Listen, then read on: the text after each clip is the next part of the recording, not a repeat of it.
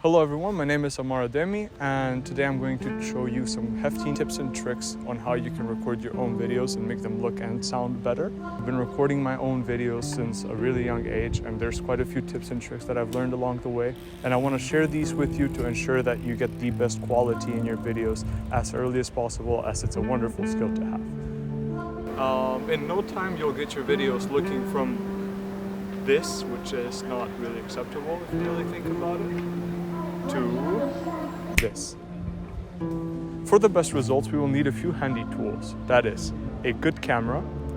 Something to keep in mind is that the best camera for a photographer or a videographer is the one that they have. So don't you worry too much if your camera isn't the best or whatever. A smartphone will always be good enough. And if you have a point and shoot camera or a DSLR, that could work as well. Next up on the list, we will need good lighting. Good lighting is really important for our videos because lighting basically makes up 70% of the shot, while the other 30% is going to be the way you frame your shot.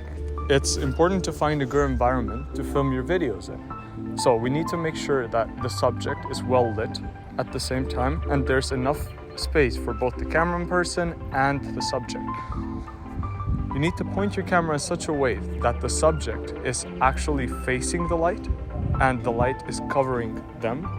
This is really important because if you place them in front of the light and the light is behind them, the shot is just going to look really dark and you're basically not going to be able to see anything proper.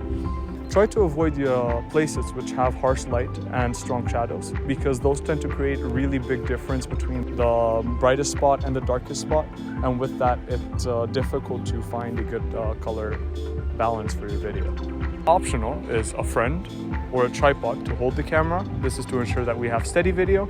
And last but not least, this is also optional, we need video editing software in order to manipulate what we've shot so far. Try to get your camera person to remain as still as possible while recording to avoid any disruptions, and do not let the framing change too much from shot to shot, especially if you're trying to film a one continuous sequence. If you've seen our other video about photography, you're going to know that there's a few different rules about framing that you can follow. To make your framing better, you can apply those same principles into video, since videography in the end is simply just taking 30 pictures per second. Once everybody is in place, you may start filming. Okay, now that we're done with all the recording, we may open up our video editing software. In this case, it's going to be the Adobe Premiere Pro. You can use a free trial for it, but you could also pay for it if you like it. First of all, we're going to open a new project. We're going to name it whatever we want. And then once it opens up, we can drag our files onto the timeline, our video files. We scrub on the timeline to find the point that we want to cut in. After we press C and we press on the clip to cut the video right on that spot. We press V to get the selection tool again, and then we select the clip that we want to cut, and we simply press delete to delete it away. After we've adjusted these videos, we can drag them close to each other to make sure they align. And yeah, now that we have our videos in place, we can play them over by pressing the space bar on the timeline. That will play the video. After we have finished with doing a rough cut of our video, we can drag the music in.